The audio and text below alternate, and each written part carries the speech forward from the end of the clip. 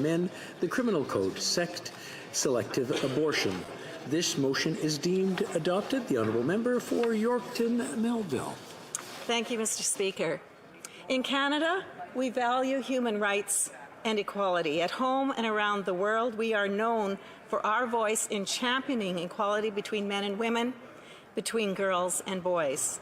We as legislators in the House of Commons have the responsibility to act on behalf of Canadians on an issue that's widely condemned and flies in the face of equality between the sexes. I'm pleased to introduce my private member's bill, the Sex Selection Abortion Act, and thank the member for Battleford's Lloydminster for seconding this bill. It is true, Mr. Speaker, that the majority of Canadians agree with having access to abortion. It is also true that 84% of Canadians stand against sex selection abortion, and I look forward to debate in this House. Thank you, Mr. Speaker. Mrs. Wagantall, seconded by Mrs. Falk. Battleford Lloydminster moves that the bill be now read a first time and be printed. This motion is deemed adopted.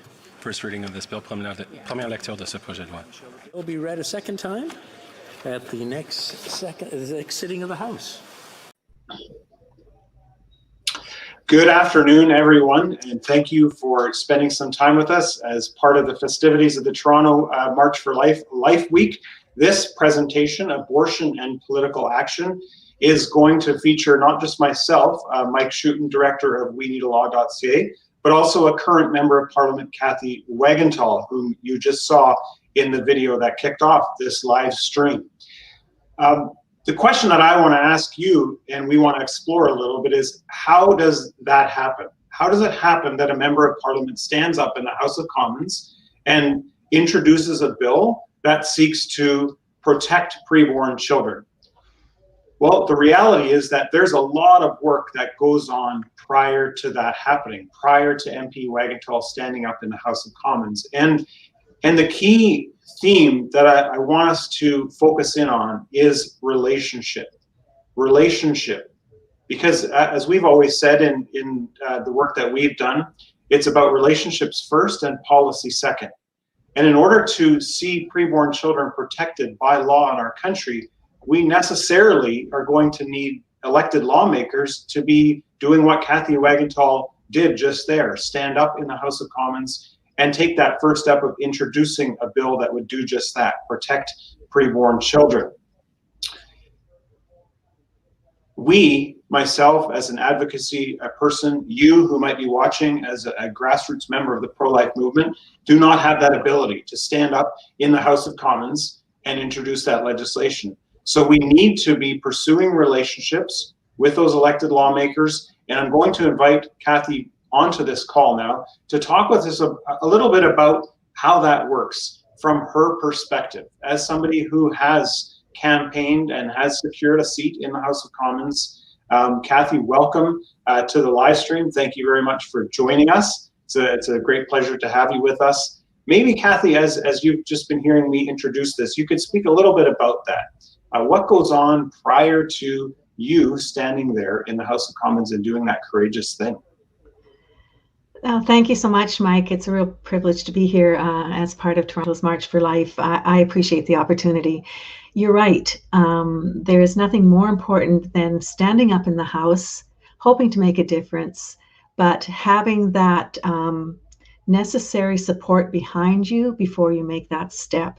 Obviously, as a member of Parliament representing my constituency, but also having a responsibility across the nation, it's important that what I put forward, at least this is from my perspective, I need to have the support of Canadians. It needs to be a critical mass of individuals who have said, this is something that's really important to us, and we want to see it move forward and into law. So that was a major, amazing experience for me the first time I stood up with a private member's bill, and now with this one, to have that sense of realization that although I am the one standing up in the House to present it and to do my best to debate it and move it through into law, it is that incredible swell of people behind me that really are the ones that have brought me to that point where I am the one introducing it within the House of Commons, but it is the efforts of so many people across this nation that have given me that capacity to be able to do it. Mhm. Now, Cathy, when you stood there introducing that bill, that was the first time in about 15 years that an abortion bill has been introduced into the House of Commons. Maybe could you speak a little bit about that relationship that you have, your role as you just outlined?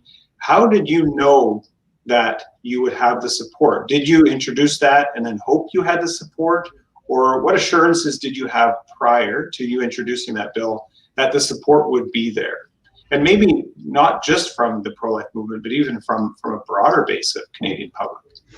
Sure, yes. Well, first of all, initially it was due to the feedback that I got across Canada when I introduced my first bill, which was Cassie and Molly's law, which wasn't an abortion law. It was a public safety law to protect a woman and her child as she was carrying it.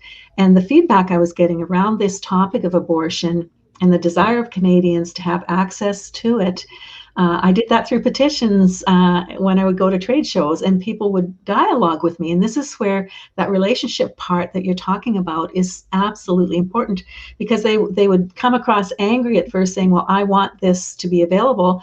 And then as soon as you would open up the conversation, well, so then are you okay with having an abortion simply because you don't want a baby girl? And of course they would go, no, absolutely not.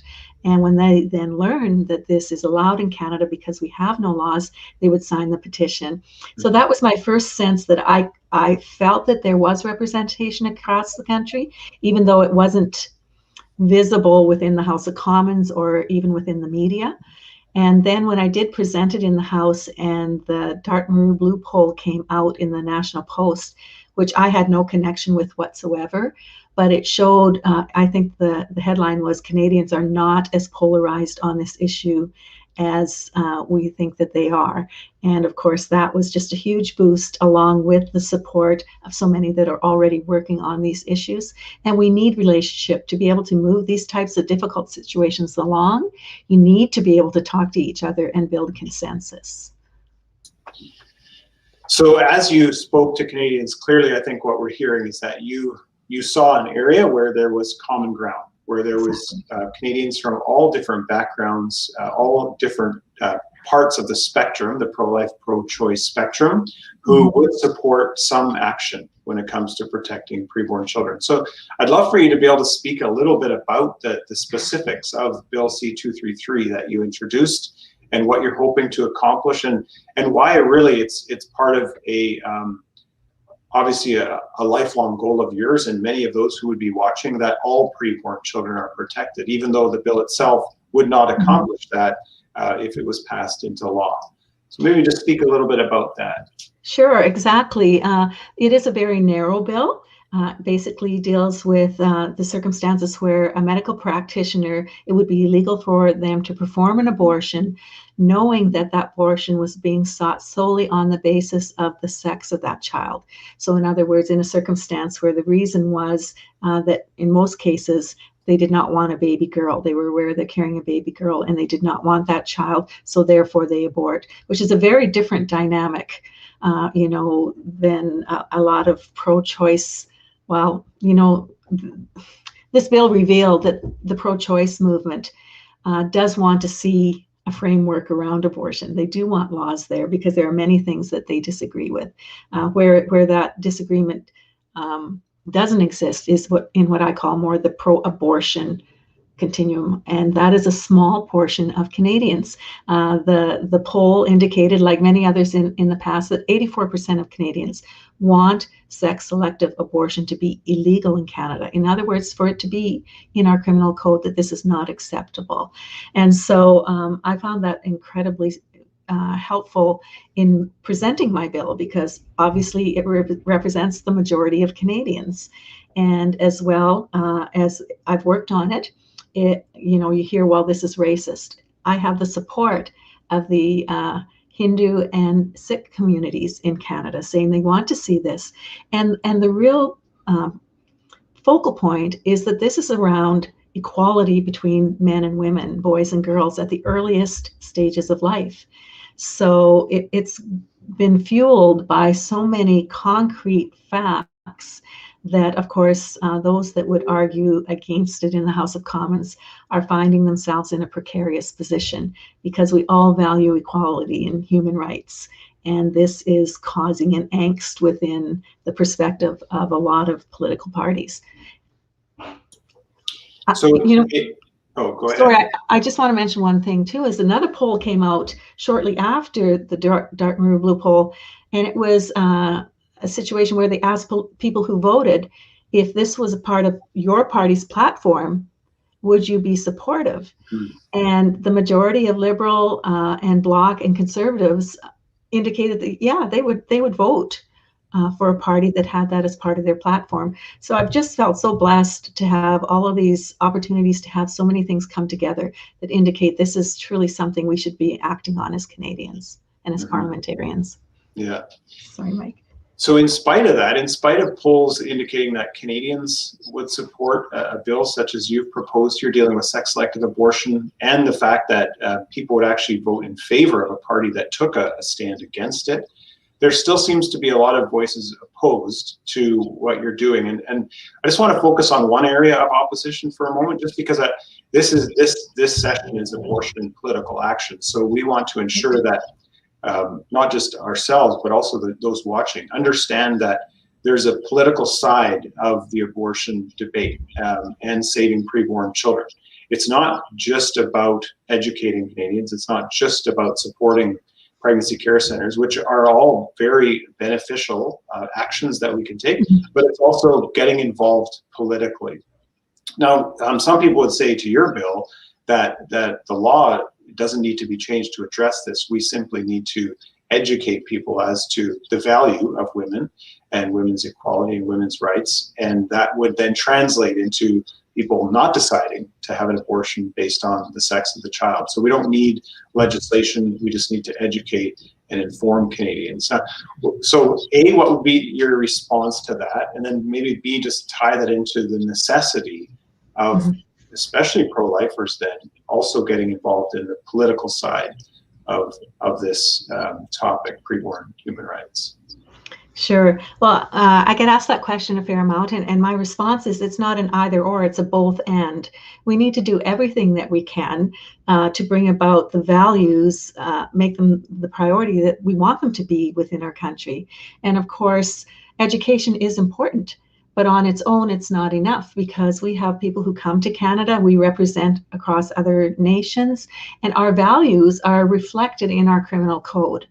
And so, you know, even though they'll say, well, you can't enforce this, and I just respond, well, you certainly can.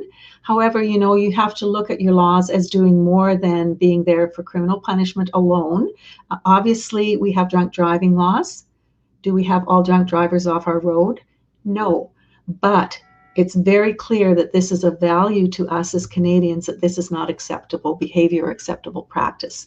And so we need to send that message out across our own country to new Canadians, and also internationally in the way that we interact with other countries, to make it clear that this is something that we value, the equality between men and women at the earliest stages of life. And of course, the fact that the Liberal government in the past did bring in a law in regards to sex selection, and that was through embryonic opportunities to have a child planted, and you're not allowed to choose that embryo based on the sex of the child. So this just makes sense, right, that we go ahead and do this. However, like you're saying, it is so important that we as Canadians in this democracy stand up in any way, in every way that we can, respectfully, and let our parliamentarians know, our senators know what we expect them to do on our behalf. So part of that is that interaction that you can do as an individual citizen on a particular issue. And Canadians have certainly been very busy over the past few years, very engaged on so many levels, but also get involved in the political process itself. And that means getting involved as a volunteer in a particular riding, understand and know what the political parties stand for. Of course, and I say to my students in school, don't go to social media for those answers. Don't go to the mainstream media. Go to websites and look at their principles and their values, their policies, and see how they behave, and make your decision there. You won't find a perfect party. None of us do, but we know which ones carry the values that are important to us as a nation, and as the way that we value family and interaction, that type of thing. So I encourage everyone to be involved as much as you can in whatever calling you have. Certainly, I never expected the timeline that I would be on to become a member of Parliament. This is something that tweaked my interests as a very young girl, but is something that didn't come about in my life until my kids were all grown and had left home. So you always have an opportunity to make a difference. Mm-hmm. Yeah, I just want to share a little bit from the We Need a Law perspective about those opportunities, because clearly when people like yourself introduce a piece of legislation, that's prime time, if you will, for us to engage with members of Parliament. And many people who are watching this and people who might see it later have engaged on your bill. We've asked people to fill out pink envelopes, for example, and I've seen you post on your social media as well as many of your colleagues, and they've received dozens and dozens and dozens of these pink envelopes, drawing attention to the lack of protection for preborn girls and how this bill fills that void. There's been people, and you referenced petitions. They filled out so many petitions. I do want to jump from that, though, to the profound effectiveness of actually having a meeting with your member of Parliament and getting to know him or her, using this bill as an opportunity to either build on an existing relationship or start a new relationship with your member of Parliament. Because when you take your concerns and your possible solutions to those concerns, which is this bill, directly in a face-to-face conversation with your member of Parliament, there's an incredible impact that has far beyond even written communication. Maybe could you speak to that a little bit, just as somebody who's on the other side, receiving those meeting requests and talking to your constituents face-to-face, and then just some encouragement for people right across this country, even beyond the GTA, who might be watching this, some encouragement for them to persevere in that. Because at times I think there is the potential that they think that it's not going to make an impact, but yet we know it does make an impact. Absolutely, absolutely. I would encourage you to take that step. Always hardest the first time around because it's something new and you're not sure what you're dealing with and you know who this person is. Most members of Parliament are open to conversation. They have to be. They're representing people. So to be able to have that opportunity, of course, right now I assume you're talking Zoom. Although you know I have people come into my office. We socially distance. We wear masks, whatever. There's something about that presence in person that does make a big difference. But regardless, to be able to have a face to face with them, to be very polite and respectful, to bring your arguments in a productive way. You know, especially you are going to find there are those who are absolutely adamant that they will not go this direction, right? That they can't see themselves doing so. It may not even be because they disagree with you personally.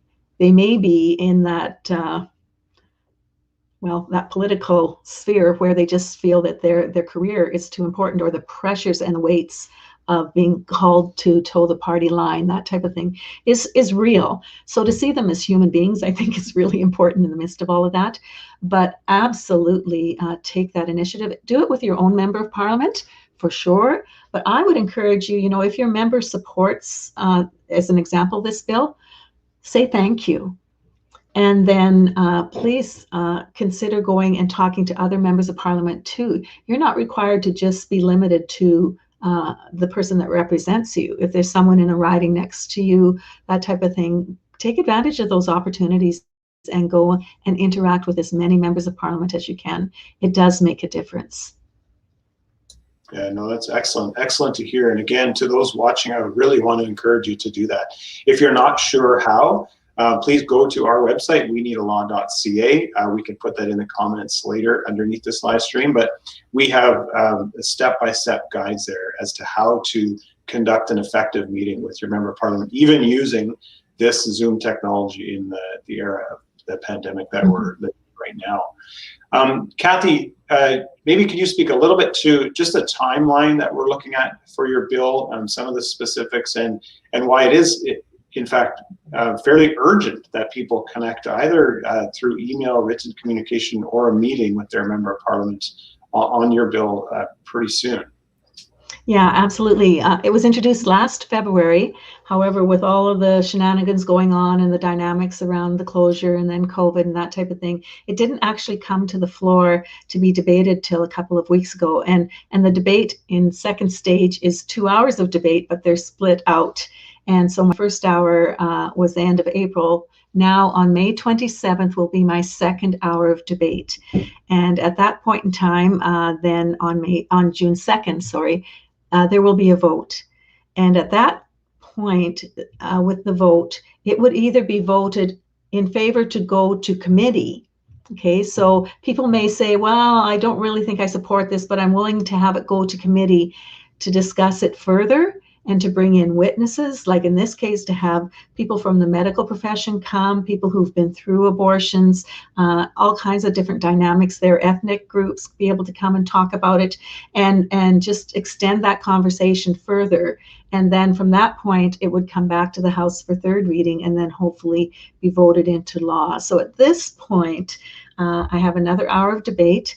And due to the breakup of the House right now, I have one other person speaking for 10 minutes. And then at the end of all speakers, I get 5 minutes to wrap up with no questions. This is the dynamic around the difference between a private member's bill and a piece of legislation being brought to the House by a party, a political party, or by the government, I guess I should say.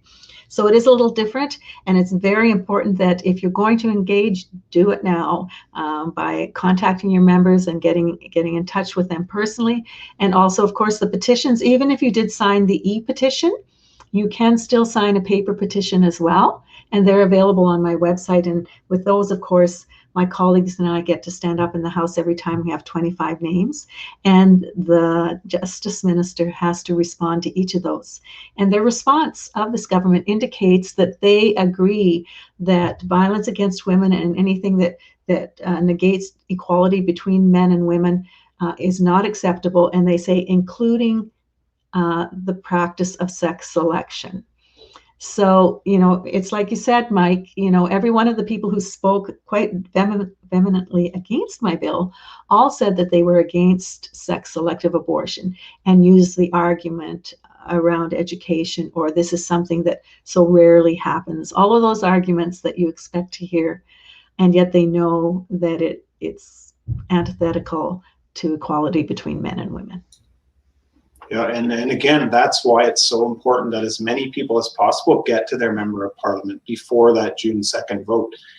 Because when you, as a constituent, go to your member of parliament with that personal plea for them to support this bill, that makes a difference. Because as Kathy just referenced, and we saw it when we watched the first hour debate and the commentary around it, there's a serious wrestling going on by all members as to how to vote on this bill. And I think the other thing that's really good for us to hear from you, Kathy, is that when we communicate to our members of parliament, we can ask them to vote in favor of sending this to committee for further study and reflection. Maybe there's amendments that people might propose, but at least get it to that point where it can be discussed further and perhaps even be made better before it continues advancing. So absolutely.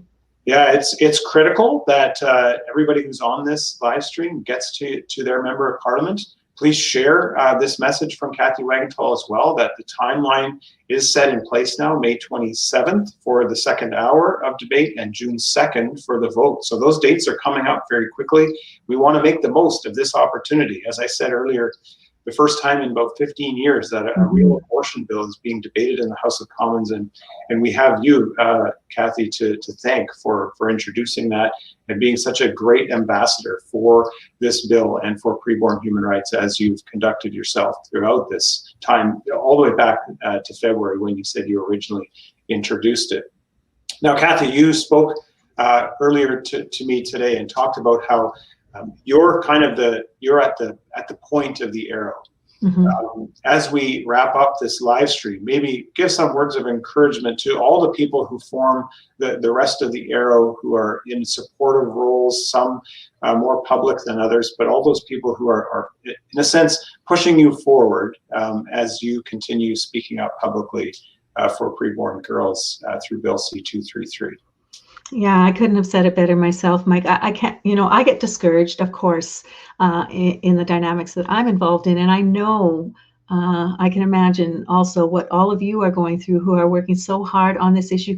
Do not give up. Do you realize that this is a huge step? We have resonance across Canada. And so I just want to encourage you as you're doing what you're doing. I mentioned to a couple of pro-life groups involved in campus work. And I just want to encourage you to realize that it's not enough. I'm going to challenge you here, I guess, a little bit. It's not enough to just do what you're doing within your bubble because you're talking to the convinced. I hope what this bill is doing is helping us to realize that conversations with those who are thinking differently than us, we find out by having those conversations, we have things in common that can make a huge difference, in this case, to the lives of baby girls in Canada. So, be brave, reach out. A lot of us, I said, even on social media, say, hey, this is something I'm supporting. And it's got to be a lot of pro-choice people out there who are supporting this too. Are you one of those people? Do you agree that this shouldn't be the case? And just start a conversation around it to encourage more people within our nation to take that step and be brave and vocal about it as well. Excellent. Well, challenge accepted, Kathy. I think that we all can say that as we wrap this up. We will do our best to help you as you seek to advance this. And yeah, we really do thank you for your efforts. It takes courage, especially when even people sometimes within your own party are pressuring you not to do something like this, but it's the right thing to do. And the right thing to do is not always the easy thing to do. No, but at the same time, Mike, I have to say, like, there have been times I am overwhelmed with tears of joy knowing that there are people like those who are listening to this today and marching and standing up for what is true and right. That makes all the difference. And that is so important to us as members of Parliament, to know that we're not just in there, ringing the bell on our own behalf. That's not what it's about at all. And so it's just so reaffirming and encouraging. So thank you. Thank you all for what you're doing. It's making a difference. I don't know how to express it in any other way, but thank you. Okay, well, with that, we're going to sign off. So to everyone who's been watching, thank you very much for taking some time out of your afternoon to do so. And we hope that you enjoy the rest of the events planned for the Toronto March for Life this week as we continue to do things virtually. But please know that you are making a difference, and you can continue to make a difference in advocating for preborn children. And we pray that you will be able to do so, continuing as we move forward. So, good afternoon. Goodbye. Take care. Thanks, everyone.